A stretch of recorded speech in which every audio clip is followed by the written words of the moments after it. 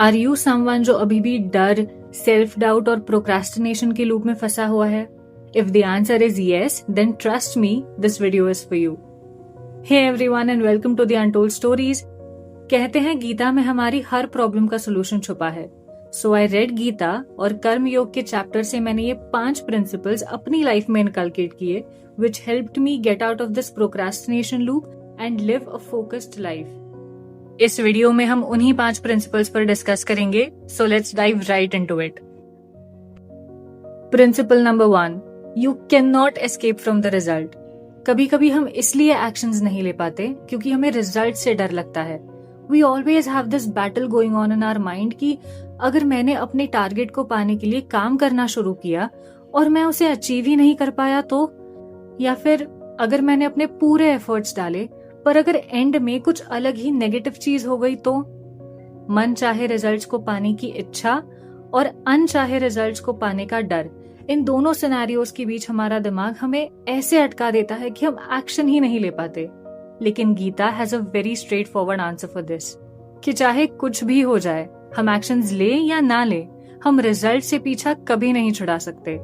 Now to put it straight, मान लेते हैं कि हमने कोई एक्शन ही नहीं लिया। हम किसी चीज को बहुत दिल से पाना चाहते हैं, जैसे बहुत सारा पैसा, फाइनेंशियल फ्रीडम, एक बड़ा घर, स्ट्रेस फ्री लाइफ।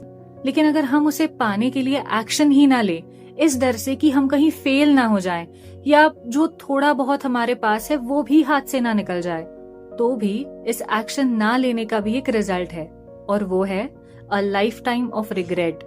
आप अपनी करंट सिचुएशन से अनसैटिस्फाइड हैं ही, which is one result of not taking action. Plus आपको ये रिग्रेट हमेशा रहेगा कि मैंने अपने गोल्स को अचीव करने की कोशिश तक नहीं की, and this regret will multiply as you grow old. On the other hand, अगर अपने टारगेट को पाने के लिए आप अपना 100% एफर्ट डालते हो, तो सक्सेस मिलेगी या नहीं, इसके चांसेस जरूर 50-50 हैं। But one thing is guaranteed, that you will gain a fair share of experience, and experience always leads to growth. आपके efforts और आपका struggle आपको आने वाले challenges के लिए काबिल बनाएंगे, और आपकी यही काबिलियत आपको आपके टारगेट तक पहुंचाएगी। So even if you fail, you will have your own share of experiences that will push you towards growth. और अगर results delay भी हो रहे हैं, तो भी भरोसा रखिए कि अंत में it will all be worth it. Principle number 2, don't be scared of the journey. As humans हमें ना डिस्कम्फर्ट से बड़ा डर लगता है, और हम अपने कंफर्ट जोन से निकलना अवॉइड करते रहते हैं, और ये हर किसी इंसान के साथ होता है। मगर हर कोई इंसान सक्सेसफुल भी तो नहीं बन पाता। सक्सेस उन्हीं चुनिंदा लोगों को मिलती है जो अपने हर स्टेप पर, हर कदम पर कंफर्ट जोन को तोड़ने की कोशिश करते हैं। अगर आपको अपनी लाइफ में बदलाव लाना है और आपका टारगेट क्लियर है, तो रास्ते में आने वाली अड़चनों से बिल्कुल मत डरिए। दुनिया के हर रास्ते, हर जर्नी में अगर कोई एक चीज कॉमन है तो वो है प्रॉब्लम्स। हर रास्ते की अपनी अपनी यूनिक प्रॉब्लम्स होती हैं, पर प्रॉब्लम्स होती हैं। गीता में लिखा है कि कर्म करते रहना इंसानों की प्रकृति है, स्वभाव है। कोई काम किए बिना, कोई एक्शन लिए बिना हम जीवित भी नहीं रह सकते। इंसान की बेसिक नीड्स जैसे रोटी, कपड़ा, मकान, ये सब कर्म करने से, एक्शन लेने से ही कमाए जा सकते हैं।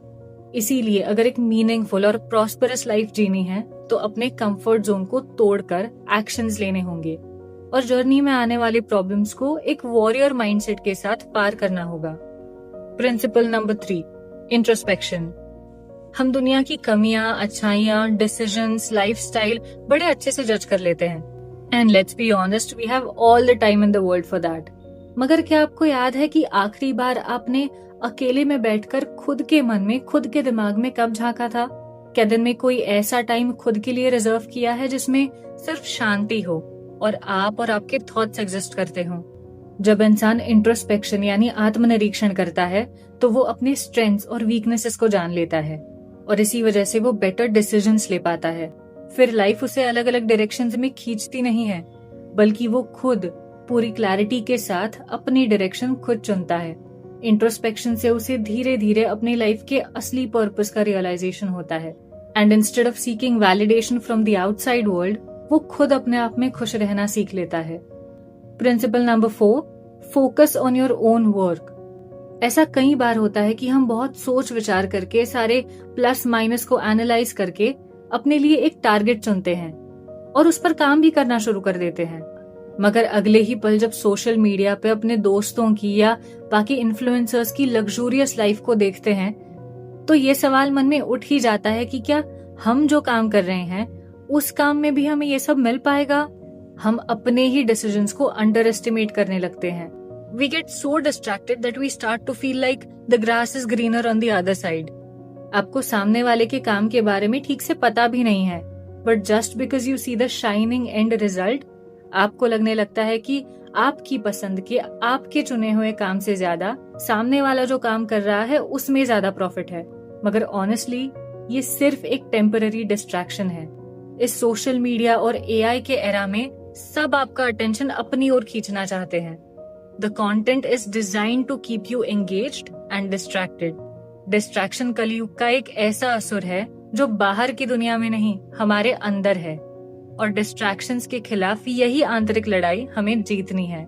कृष्णा कहते हैं कि किसी और के काम को परफेक्टली करने से अच्छा है अपने खुद के काम को इम्परफेक्टली करना। वो कहते हैं कि अपने कर्मों को करते हुए मरना किसी और के रास्ते को फॉलो करने से श्रेष्ठ है। Principle number 5, don't forget the hierarchy. Krishna कहते हैं कि किसी भी जड़ यानी लाइफलेस चीज से श्रेष्ठ है हमारे इंद्रिय यानी हमारे सेंसरी ऑर्गन्स। हमारे इंद्रियों से भी श्रेष्ठ है हमारा मन, मन से भी श्रेष्ठ है हमारी बुद्धि, और बुद्धि से भी श्रेष्ठ अर्थात सर्वश्रेष्ठ है हमारी आत्मा।